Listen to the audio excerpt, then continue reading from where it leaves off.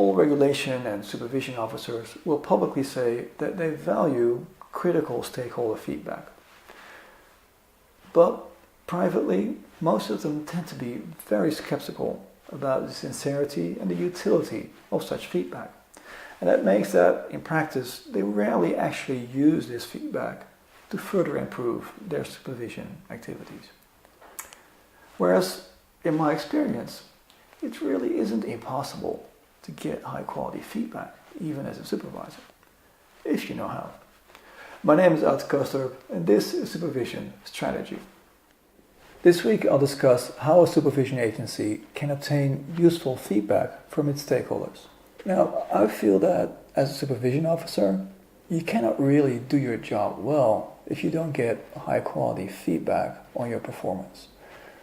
And that goes for an individual officer, but equally, I would argue, for a supervision agency as a whole. But I think we all know that it can be quite hard to get high quality feedback from your external stakeholders. Because after all, they all have a certain vested interest in both what you do and in your perception of them. And this tends to muddle both what their feedback is and how they give it to you.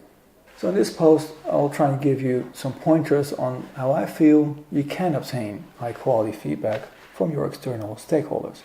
And this applies equally to, let's say, a one-on-one meeting with a particular stakeholder, as well as to, let's say, a public consultation of a policy report that you might have issued. Now, you may well be aware of so-called feedback rules, right? And if not, you can easily Google this. So these tend to be tips on how to give feedback to a particular person. But I would argue when it comes to receiving feedback as an organization, the same core principles still apply. Now, there's lots of advice around on exchanging feedback. Some of it slightly superficial, like start with a compliment before you exchange criticism.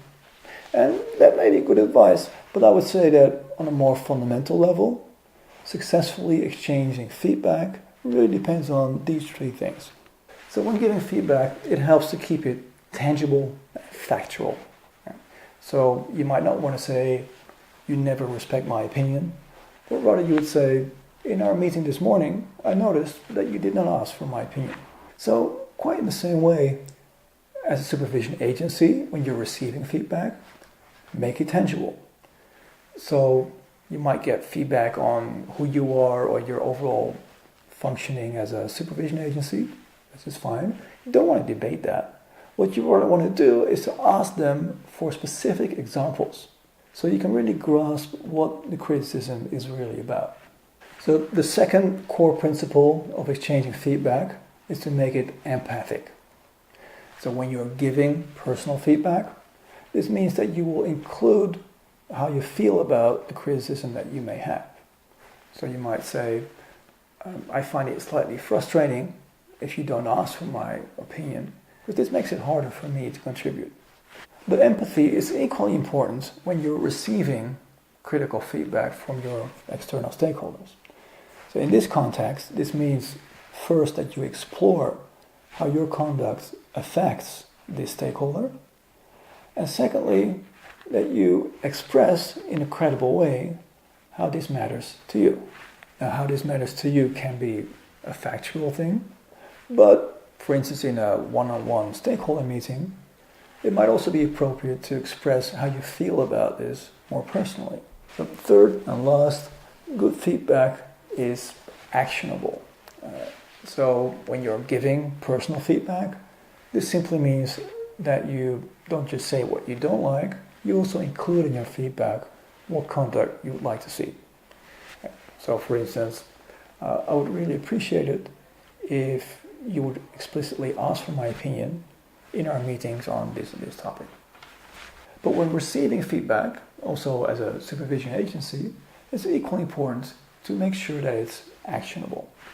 So if your critical stakeholder does not spontaneously offer any recommendations, you want to make sure to ask for it. So you might say, okay, so we understand you feel we're not paying enough attention to topic X. So do you have any specific recommendations what you feel that we should be doing? So asking for specific recommendations might provide some new insights, but it will also reinforce that you really want to know. And it will also force your stakeholder to put themselves in your shoes, to think with you instead of only criticizing. So, what are your experiences in obtaining high quality feedback? Any tips or tricks you want to share? Let us all know in the comment section or let me know at supervisionstrategy.com. Next time I'll talk about evaluating and changing supervision approaches or strategies.